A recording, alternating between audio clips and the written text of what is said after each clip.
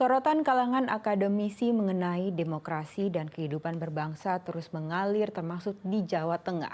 Sivitas Akademika, Universitas Muhammadiyah Surakarta, dan Universitas Diponegoro Semarang mengeluarkan pernyataan sikap agar penyelenggara negara netral dalam pemilu dan tidak menggunakan kekuasaan pemerintahan dan hukum untuk kepentingan politik pribadi dan golongan.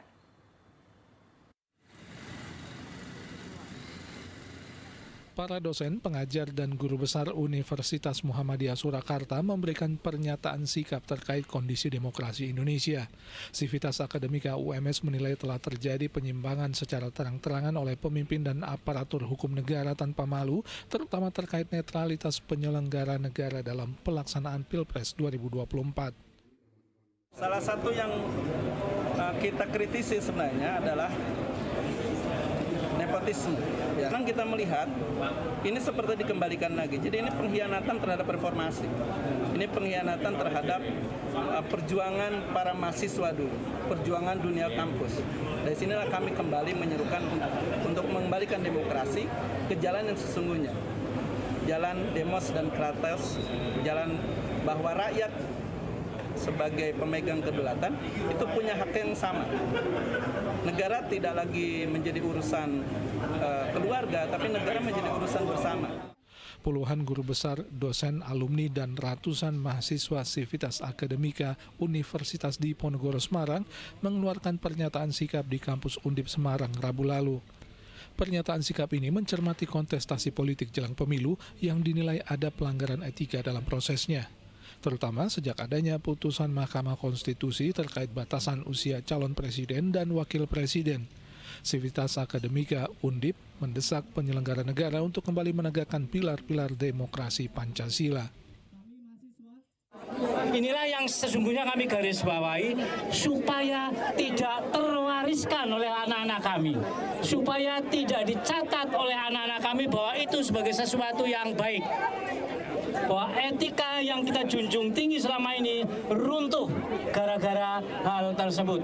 Maka kepada anak-anakku mahasiswa, mohon betul menjadi catatan kita bersama, hal demikian jangan dibudidayakan, jangan dilestarikan, harus kita putus sampai hari ini.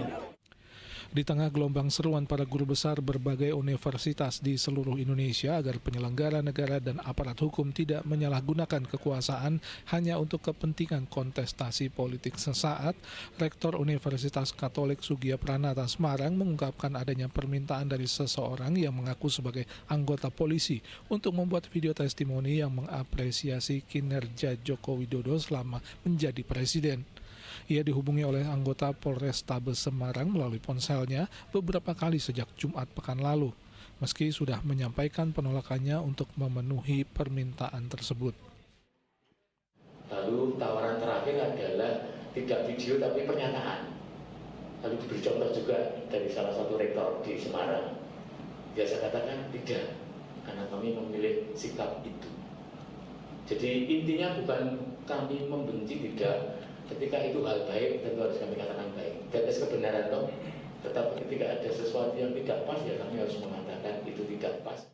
Namun Kapolrestabes Semarang belakangan membantah anggotanya memaksa membuatkan video testimoni tersebut, namun mengakui pihaknya memang menjalankan sebuah operasi pemilu damai yang disebut sebagai Operasi Nusantara Cooling System dengan testimoni beberapa pihak baik akademisi dan tokoh masyarakat. Video itu hanya merupakan media, dan sebelum kami melakukan wawancara dan testimoni, kami sudah sampaikan kepada para tokoh yang kami maksudkan bahwa hasil testimoni ini akan kami publish. Karena memang tujuan kami agar pesan daripada tokoh ini sampai kepada halayak ramai. Operasi Nusantara Cooling System mulai dijalankan oleh Polri sejak tanggal 11 September 2023 lalu hingga akhir tahun 2024.